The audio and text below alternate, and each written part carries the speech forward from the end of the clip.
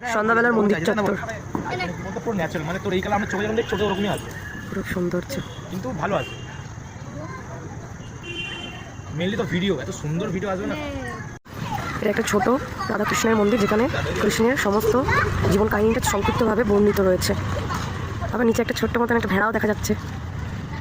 এটা ওই হাজিরা কালীতলার মন্দিরেই আছে এবং পাশে জগন্নাথ দেবের মন্দিরের পাশে। তো এই আরেকটা মন্দির, এটা হচ্ছে পুরনো কালীতলা মন্দির।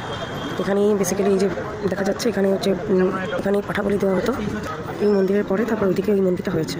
এটাই মেন হাজিরা কালীতলার মন্দির। এটা আরেকটা মন্দির, এটা সম্ভবত জয় মাতাদির মন্দির। এটাও পাশাপাশি একদম। এটা জয় মাতাদির মন্দির। ওটা মাথা দিয়েছে।